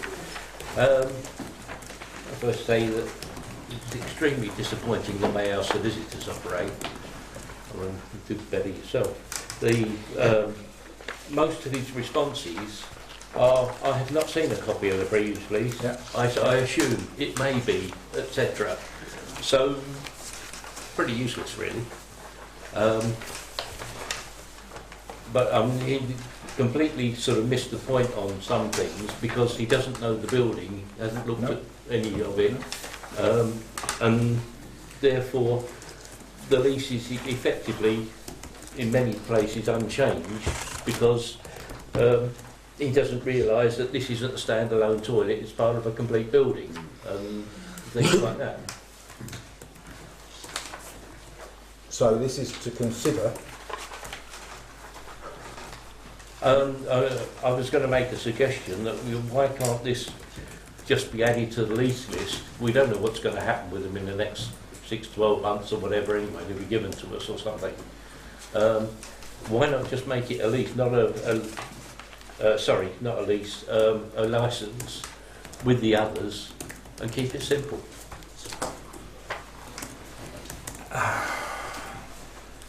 You think that would be simple, but we can't agree the leases.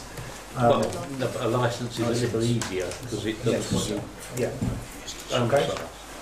We're up for discussion. Councillor Crotty. Thank you. Yeah, again, this is the same issue that we had with Robert, with the leases and that. It's full of holes, doesn't give us the answers. We still haven't got an energy performance certificate, and it says asbestos register to follow. Again, this is just, again, ridiculous. That it's just not having. How can we actually know what's going on if we have no idea how much asbestos is in that building? And they're still waiting, because I know that Councillor Goss mentioned about the electrics as well. That electrics every 3 years, the electricity test. Yeah. And they haven't come up with that either yet. So you can't lease the building without an asbestos register. So, but we go round and round in circles on leases and licences, and we never get any of them signed, and we've been cleaning them and paying them and keeping them open since quite a long time now. I can't remember the date. Does it beg the question? I'm just going to put this question out there. We are strategy. We're not operational. We've made the strategic decision to take on a lease or a licence. Why are we debating the itsy bitsy teeny weeny little word within a lease? Because if we were to say to our officers, we would like you to go away and do this within this strategic criteria, they wouldn't have to keep coming back to full council to then debate it again, to put it to the next meeting, and so it goes on. I'm just challenging what we have done so far, and I think there may be an easier way, which is to, we're strategists, we say what we want, and that is each of these boxes completed. Just so out there. I'll come to Councillor Drayson and I'll come back to you. Councillor Drayson. I have something with what you just said, but I'd like to ask the clerk, if that were the case, these replies we got from the solicitor on the 12th of January, presumably instead of waiting to come here tonight, you would have written back and said, well, you haven't answered any of the questions. Can you answer the questions, please? Instead of having to come back here 2 weeks later for us to go, they haven't answered the questions. Exactly my point. These would have been done by now if they'd been left operational for some reason. Yes. Sorry, in reply to Councillor Goff, this is my mistake possibly. I thought that you guys had had the EICR and the scheduled condition for these toilets. We have them. We've had them since 2022. So I don't know why you haven't had them. We do have them. I can send them. Similar to the link that I put on with the licences, we have this information. Like I say, I wasn't here at the time. I don't know whether that was passed on some time ago or wasn't for whatever reason. All I can say is that I do have some of that information. I don't know. Yeah. Fine. I'm not sure how this thing works. I mean, the lease that is attached to this is still 11th of June 24. It's the original one. There has been no update. I'm not sure.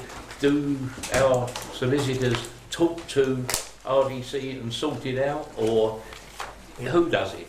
It is a three-way link between our officers, the solicitors and Rother. And if nothing happens, our officers have to start somewhere, either Rother or the solicitor, to see where the blockage is. There's a fourth bit in there, which is then you've got to come back to the council every time to then re-discuss it. So It's just an idea that it might speed things up. Councillor Winter. Thank you, Chair. I'm pleased to hear, after I've been asking for them for about 6 months on 3 separate occasions, that we do have the EICR and the EPC and the asbestos register, so I look forward to receiving them from the Deputy Town Clerk. It is not normal practice, commercially or in the public sector, to sign a lease or heads of terms or anything without seeing those documents, because we have to do, although, you know, it is to the officers to be operational and we are strategic, you know, it is a legal body and it is public money at the end of the day. If something was to go wrong when we hadn't had sight of those due diligence documents, on our be it. So I'm pleased to hear that we have had them since 2022, and I look forward to having a look at them. Thank you. So the conditions, we had those years ago. You've seen them, I've seen them. I've never seen them. Yeah, you have. Not those documents I have. The condition document that was sent out back in 2 years ago. 2 years ago. I would have asked for 3 times I've not seen them. Basically said that rubbish. Okay, well, I would have asked for them. so what do we do? I would welcome I've got all the answers, everyone. Councillor Plim. From my recollection, we did have, they were circulated, but whether they were circulated to full council or not, that might have been to a committee at the time. However, I take your point about strategy. Yeah. I'm assuming here, but I'm assuming the town clerk would not sign these off at the moment, given the amount of information that's lacking. Last time we looked at the condition of East Parade, they're in a diabolical condition. They're barely functionable, and they do a really good job, the town rangers, of tidying it up and making it look as if it's functional, but it's an out-of-date, antiquated building, and we're looking to lease it just to get hold of it and just provide toilets for our public. 9 out of 10 times they're having to be shut down because some Herberts smash them to bits or cover them in graffiti and God knows what. It's a minefield, really, but I think we should be just passing this to the clerk to say, right, when you're happy with everything that's come back from the solicitors and from the condition reports and everything else, then present it back to us and say, look, we're happy with this, carry on. We shouldn't be going backwards and forwards with us discussing it. I think it came about as a result, very early days, of us being very, very new, and so everything was coming to us. But we have got to a point now, after 5 years now, that we really should be going with a bit more confidence in the staff that we've got now, and in ourselves, to relinquish that that form of control and just say, right, bring it back to us when everything's okay. So delegated authority to the Delegated authority. Yes. Councillor Jacklin. I completely agree with Councillor Plim and would support a succinct version of that as a motion. Yeah, I think that will be fine, but our operational staff are relying on our solicitors, who don't seem to be able to answer a straight question or get it sorted out. I mean, I've gone through these things because I'm a bit used to looking at building and leasing and things, but I'm not, you know, it's not to say that they should have that sort of experience. We rely on solicitors. That's the way of the world, and that's what you have to do to get a Maybe lease. we should change it. We don't have to go to a solicitor. We can make best guess of what we've got strategically. Councillor Drayson. I support Councillor Plim's suggestion, as reduced by Councillor Jacklin's suggestion, but not now, but in due course we'd have to look at the quality of the solicitor's advice and possibly change solicitors, because this is pointless. So I would like to put a motion that we delegate the authority to the town clerk to process the heads of terms of the leases that are all necessary to be done. Do I have a second of that? Lots of seconders. Just to clarify, is that on this one or all toilets? Can I just make a really... Yes. Sorry, I'm not the town clerk. Okay, true. Sorry, just putting it out there because I'm not. The deputy town clerk By name, put the name in. Through her own delegation processes, thank you, Yeah, John. to take these away and get them sorted out. And I think that refers to the lease and the licences for the toilet. So you've got 2 packs in there because there's lots of questions and answers and plans on there as well, 12A and 12B.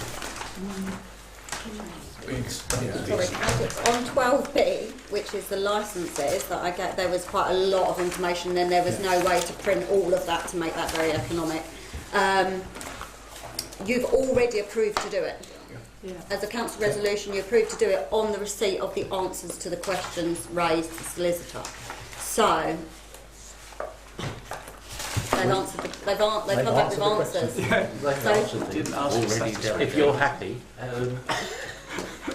we could go backwards and forwards between us and solicitors for 8 months, 10 months. Who knows when we're operating the toilets?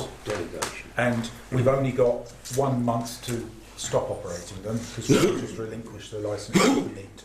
They're not going to be in any worse a condition because we are trying our best to manage them and maintain them. So, in my view, it's exactly the same with the licences. We delegate the authority. So, Appendix C. could I just ask on I think I had some seconders over here. I just want to ask on that. I mean, my memory is failing at my age. Could the Coombe Beach one, was that on our list? I thought that was beyond redemption.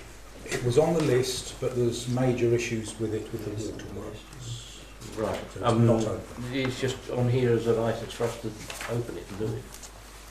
We have the option of a licence for it should we want to, but on investigation. The work that would be needed to open Coombe Beach. Sea Road. Yeah, sorry, Coombe Road is quite substantial. Unbelievably substantial. It's totally, totally derelict. That's why I thought it was surprised. The building is, the ivy is keeping the building up, and I will not go into what's inside because you really wouldn't want to know. Even my rangers won't go in there. It's scary. It's a derelict building, councillors. Does that put any, if we accept it as a licence, does that put any onus on us to maintain any bit of it or something? Just look it down. It does. Well, we've only got a licence. You guys still own it. We could decide not to take that and hand that back and have no responsibility. That's a discussion we can have with them. Yeah, I mean, probably better to pull the licence on that than not. Yeah. We would probably, I would suggest that if we pass the motion for delegated authority, that might come back as a recommendation. Say it again, Chair. I like it. I think you're spot on with that. Pass the motion for delegated authority to the Deputy Town. I've got a proposal and a second. All those in You favour? may not have heard it, that's why I said say it again. She heard it. All those against? Any abstentions? I think that was... Well, carried in. Can I just make a point? Regarding the information that came from Surrey Hills, I'm sure we've read this out before, because I seem to get deja vu, but it might have been for a particular site. But can we please confirm that the recommendations as maintaining the schedule for regular inspection, cleaning, repairs, we're doing that, are we? Pretty much, yeah. Yeah, good. Preparing budgets for utility costs, insurance contributions and maintenance. Yeah, we're doing that. Good news. Retaining evidence of compliance with statutory requirements, e.g. cleaning logs, health and safety assessments. We're doing that. Fantastic. And review any proposed internal changes with the licensor before proceeding. We're not going to change anything. And I presume we would have we're to do in the that. process of doing that. We would, as well. yeah, we would need to do that. Fantastic. We just needed for the public to realise that we are actually doing all we can do to make sure these toilets are fit and functional. Thank you. Okay, moving on to the last of 12, which is 12D. No, it's not, sorry. 12C is next. To receive information regarding the office at 35 Western Road and the villas, to consider approval of the draft heads of terms for the villas. Now that's Appendix D. We've had that. Okay, what do we want to do? Councillor Reagan. I wasn't able to attend the meeting today at the Villas, but I spoke to several people that did, and I can hear that the consensus was that it was just a non-starter. It's no good at all. It cannot be is it the DDA? Yeah. It can't. It's the officer that showed you around. Apparently said that building can't be adjusted for disabled people, and it's full of mould. It's what strikes me as funny is it belongs to RDC, and they've said the same things about their building next door, how cold it is and how it's not the space and everything else. And yet, funnily enough, they think it's all right for somebody else. And I'd like to know how this ever came to us, because I don't think it was in an estate agent. I don't think, how did this suddenly rock up? Because so many people have said to me, where's that come from? So anyway, we've had a look at it, or some people have. It's no good whatsoever. And, I would put a motion forward to say, let's put the lid on it right away and not take that on. I do need to correct you on a couple of things because you weren't there. There is a leak, which is why there's damp on the wall. They've had a leak in the roof, and she said that was going to be repaired. I thought the offices were great. I'm not saying they're suited to our requirements, but there are a couple of things that I will say. We do have a councillor who uses a chair, but a councillor doesn't necessarily have to go into that part. There are facilities that we can book 2 other rooms. We will also, for 18 months, be retaining the hub in Western Road. The real issue is, under employment law and the Equality Act, you have to give access to somebody with specific disabilities, and that would be the issue potentially with the villas. You have to place them to work in the hub, and you probably have to keep both buildings going longer. So it could be a short-term stopgap when you're running both of them, and for next year both of those funds are in our precinct. But then after that, then it becomes an issue. So it's not perfect, but we've discussed this time and time again, and bullet point 3 is the issue here, is the frailties of the hub in Western Road. You've got all the information here. We have to make a decision. We can start the get out clause, I believe, on the 1st of February. 2027. 2027. That's when we leave. No. That's when we can start the notification. So we have time, and this leads into my motion later on, which we're probably not going to get to. What do you want to do? We've got no strategy. We have no strategy. Somehow we've got to create a property strategy, a building strategy, so we can set the scene for the rest of people who come along following our role as a town councillor. Where shall I go first? I'm going to go and Councillor Flynn. I'll go that way. Councillor Flynn. There's a couple of clarifications I need to make on this. The plan that was provided with us highlighted in orange a certain number of rooms, and then had crosses on another number of rooms. It talks about 8 offices plus a private kitchen space. How many rooms have we got? Because the plan with the crosses, it's 12 rooms. Are we dealing with 1 floor, or are we doing 2 floors? We're doing 1 floor. There's the ground floor. And so it's all of those, and we've got shared use of the big sort of shape at the back, which is they call the breakout room. It's the 9 rooms. So, with the crosses up. Oh, we're leasing just the ground floor. Yes. Who is upstairs? Varying other organisations. There's one in there at the moment. So we're not self-contained. We will be self-contained. We'll have keys to lock all of our doors, and no one else will be able to get into our area. Okay. All right. Okay. Okay. Councillor Drayson. We do need to do something we need to do it in a year, but that is not a reason for going to the villas. No. I did the visit. The fact that the councillor you referred to couldn't even come in and look at the offices because there is no rear exit, there's no front exit, and even one of the offices had 2 steps going into it. I accept your point that councillors might not need to go in there often, but the possibility of disabled members of the public and disabled members of staff not being able to go in there is just not doable. Yeah. The doors aren't wide enough. It would cost an awful lot of money Yeah. for what we are saying is a stopgap anyway. So let's not use this. Let's find somewhere else. Even if we have to set up a task and finish working group under the amenities committee, but I don't want it myself, to look specifically at a small number to look at potential locations. And it Because doesn't have come to back be here every time is a bit like the last one, that it puts in like a 2-month delay constantly. Yeah. Okay. Councillor Blagrove. Well, you know, we're not desperate to do this, and we are sort of being carried on like it's the only choice, and it isn't the only choice. I remember when we first opened this council and we were looking for our first place, you know, I had to have quite a large tantrum about the idea of taking on number 32, I think it was, what's that road? St Leonard's Road. St Leonard's Road. It was like a sieve. It had trees growing through the wall, it had aquaprops holding the front up, and people were saying, oh yeah, you know, we can paint that up and have it. No, we didn't need to do that. We found this one. Obviously, some people are not happy with it.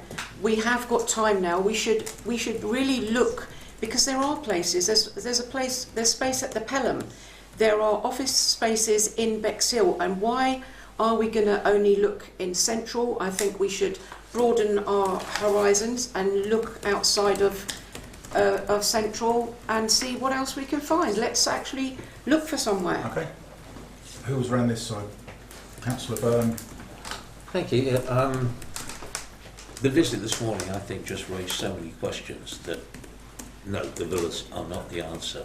But if we look at the problem is that there's nothing wrong with the location that we currently have. It's just its capacity to house all of our staff.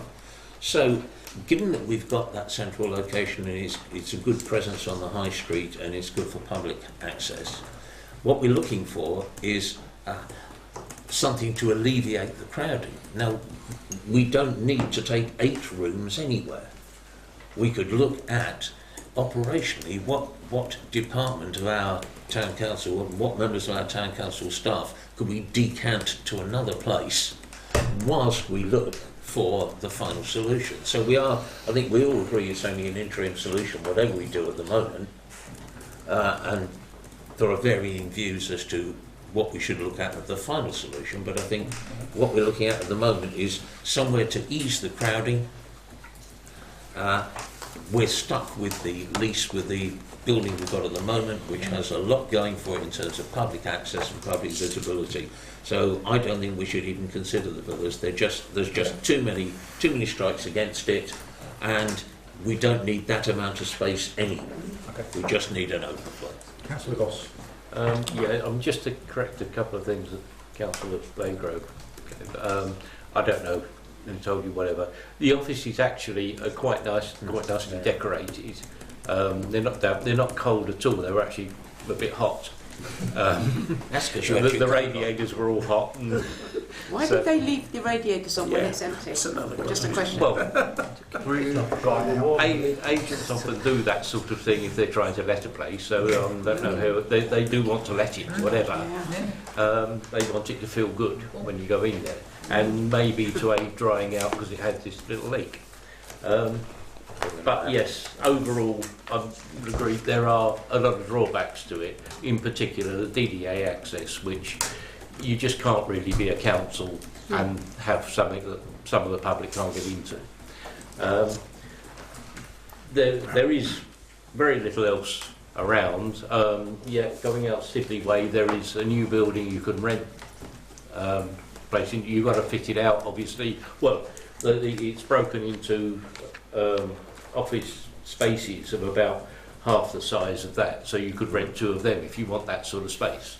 That's £18.50 a square foot plus management fee. There's a shop up the road in Devonshire Road, which might, I mean, it would take a lot of doing up. It's on 3 floors, but if it was better than the hub and people could get around it, I think it was about the same size as the office area, the total area, but it is ground first and second floor. That's up for sale at 350k, but they are trying hard to get to move it, so there'll be some negotiation on it. They wouldn't have missed that. Is that the bank? No, it's not the bank. It's a little shop next door to, is it Rushwitz? Okay. Yeah. So, it's a bit dilapidated at the moment, but it's looking round for options and finding something that's going to be more suitable. That's what I meant. We're not Sorry, actually Councillor looking. Sorry. Councillor Winter. Thank you, Chair. Just quickly, I do like Councillor Burns' point about, we have the hub, it's accessible, the public know where it is and they can go in there. What we need is an overspill for the officers and any further officers that we employ to go somewhere that don't necessarily need to be public facing. I don't know the details, but I was made aware today, and it wouldn't be hard to find the details, I'm sure. And I'm sure it's called Charter House, could be wrong, up London Road. There is office space in there. I believe it's owned by East Sussex. There are rooms available, offices available. There's private kitchen. It's DDA, all DDA compliant. There is parking. It's just one option.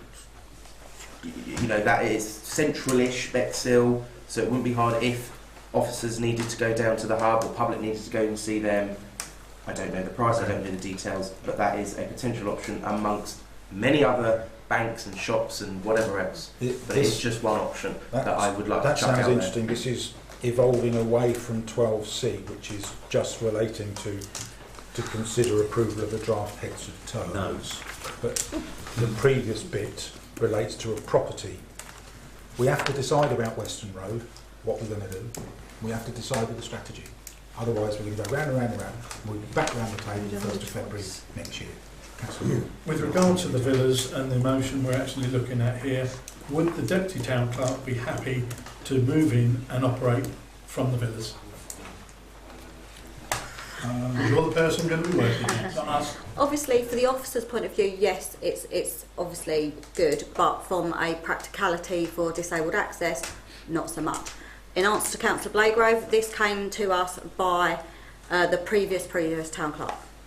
That's where that came from and where that started being looked into. That's all I know before my time. It came through the leaders. Okay, so there you go. But obviously, I think we have to be realistic. If we do look to employ further members of staff, or for whatever reason we acquire further members of staff, we need to be able to offer a facility that's fully disabled accessible, and which the villas is not. Councillor Carroll. I think that answers a little bit what I'm going to say. If we've got one property already that's not fit for purpose, I don't see why we're looking at another one that's not fit for purpose. Me personally, there's land north of Sidley, North Bexhill. We can have something purpose built and keep the hub and start our own legacy, which would be ideal for the Rangers to have their own stuff. But that's going away from it. But if we're going to do it, like you said, let's get it right this time for everyone. Councillor Thomas. Yeah, what Councillor Winters put forward sounds worthy of investigation. The hub is, well, it's not even a rabbit hutch. This place in the village, I think we were all fairly disappointed that it wasn't going to be absolutely ideal, no parking space. About the only thing in favour is it is in the town centre, part of the town hall site.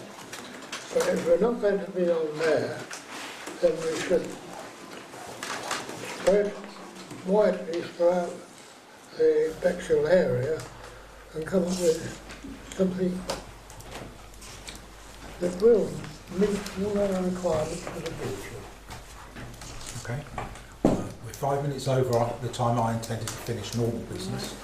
So, just to place your notice, we will have to call an extraordinary general meeting, which will be on the floor of another committee meeting. So, Councillor Drayson. In response to the summary here that the council is asked to consider the additional information, yes, we have, and proceed with the lease of villas.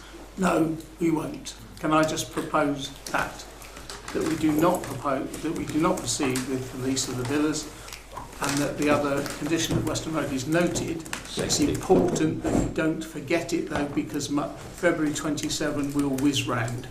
We need to keep it on the burner. Could I suggest you split it in two? Well, that's what I would like to do. Okay, so I'd like to note the condition, the additional information of 35 Western Road. And further, I would like to propose we do not proceed with the lease of the villas. Okay. You need seconders for both of those. Yep. We've got quite a few hands going up for seconders. Specifically, Councillor Goss is near us. Could I make an amendment to it? I don't know, Chair. It has to be seconded.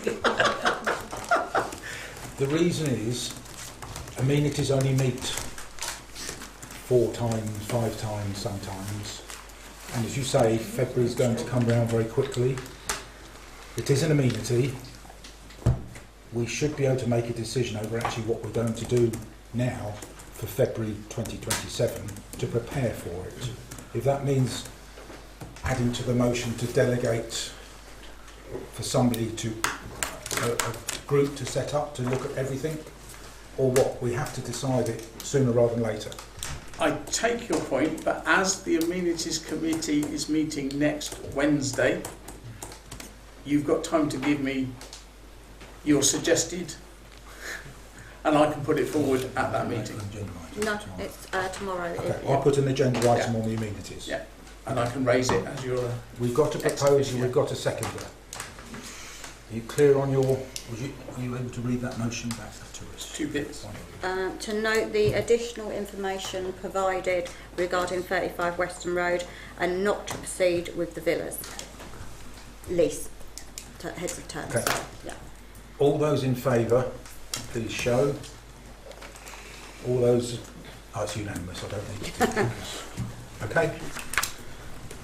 Done. I've just got to remember to do...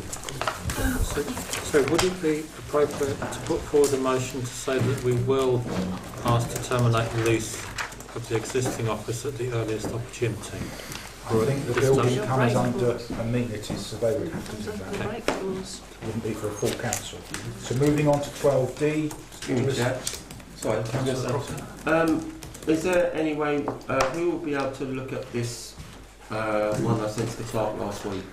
So that will be under the amenities, right, if I get the agenda item in on time. Okay? Same with everything else. Before we can make any decisions about collating anything, we have to put a motion forward to say we're going to go and do this. I've seen stuff flying around. There's no motion to support that.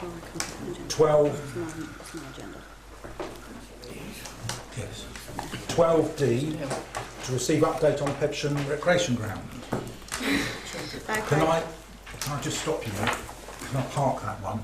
Because Councillor Ruston, who's the Pepsham Rec, isn't here. Would it be suitable to... He's engaged. Would it be suitable to... I've now got to move some things around.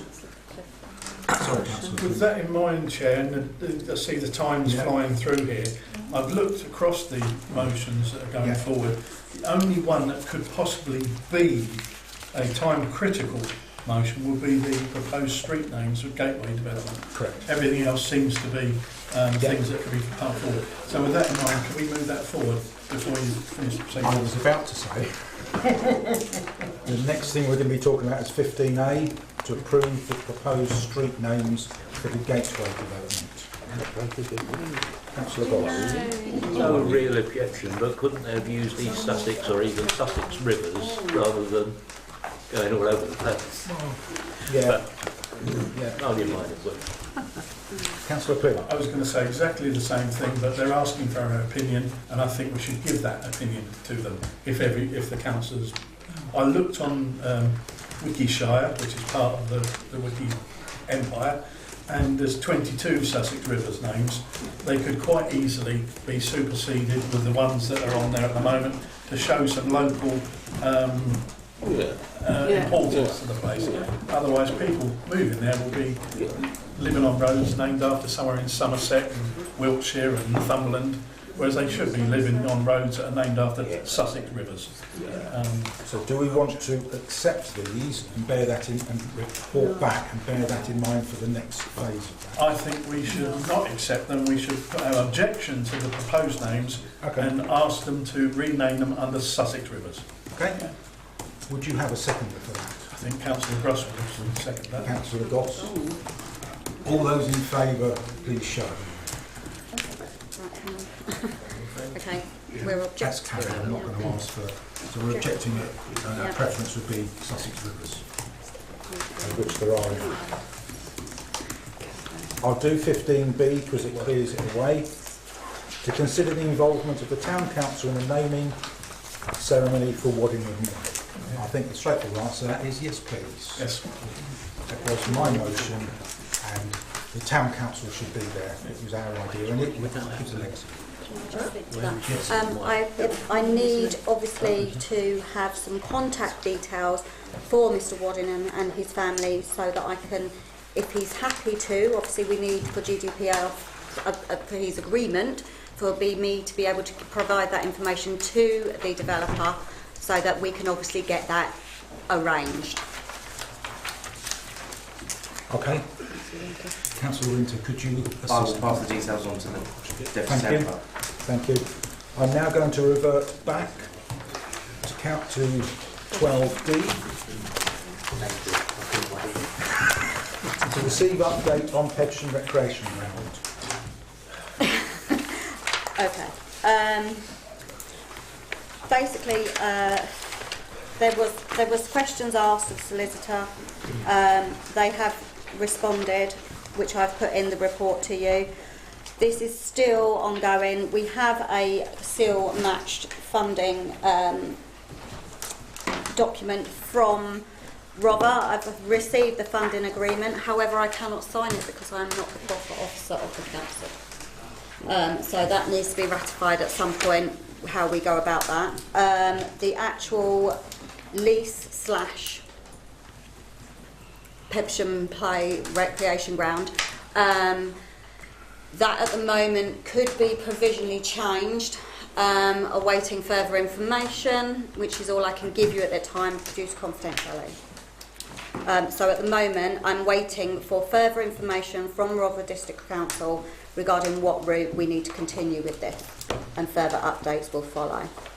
So obviously the report was done and then I had an update from Rotherham, which is why it's kind of a little bit different to what I've put in the report to my verbal update.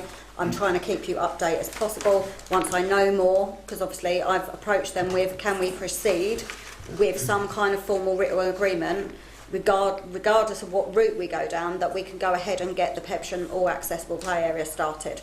I'm waiting for that information to come from Rotherham. As soon as I have it, I will report back to full council. If we put a motion forward to add to your existing job title and say, as well as Deputy Town Clerk, Deputy Proper Officer, could you then sign it? Because you're right. It's not an agenda item. Okay.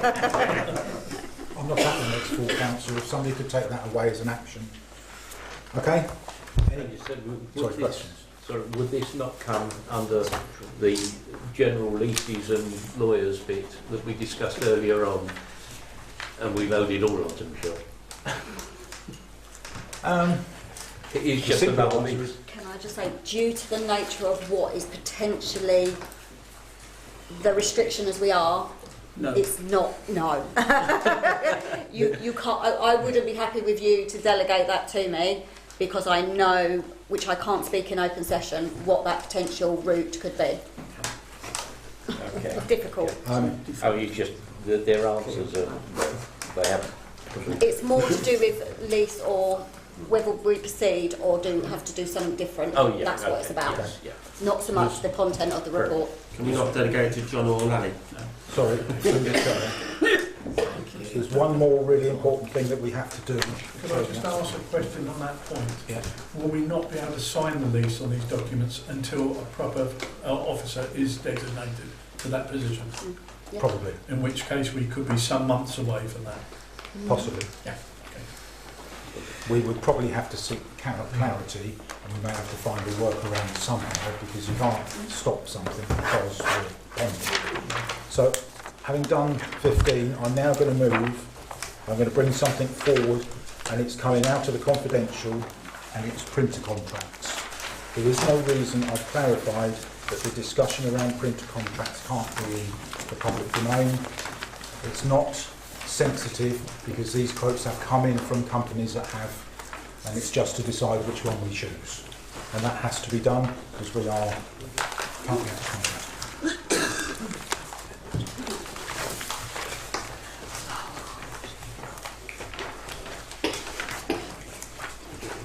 So you've had the information. I'm just trying to find mine.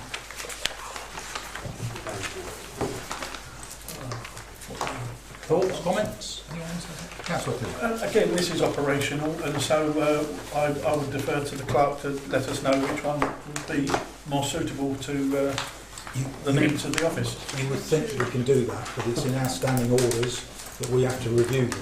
I didn't say I hadn't reviewed them. So we have to choose. I have reviewed them, but I'm asking for some professional advice. At this current time, because we are unfortunately, due to circumstances, out of current lease, we literally extended it to get to the 31st of January to do this meeting. I would propose that we stay with the current provider at the current time. I know it's not probably the cheapest option, however, it would still remain within budget. It wouldn't be any more expensive. We're not going over budget, but obviously the potential we've got is if we don't proceed with that, come Friday we could have the pickup truck outside and them taking the printers away faster than we could get the new company to install them. So I know it's kind of an unusual request, but that would be my request to you as a council at this time. Given that professional advice and the review that I've given of this, I propose that we just proceed with keeping with the current Do we have a seconder? Yeah. All those in favour? Okay. Thank you. Okay, at that point in time, I'm going to close the meeting to members of the public at 8:45. Date of next meeting, Wednesday the 25th of February. Motions by the 14th, please. Thank you.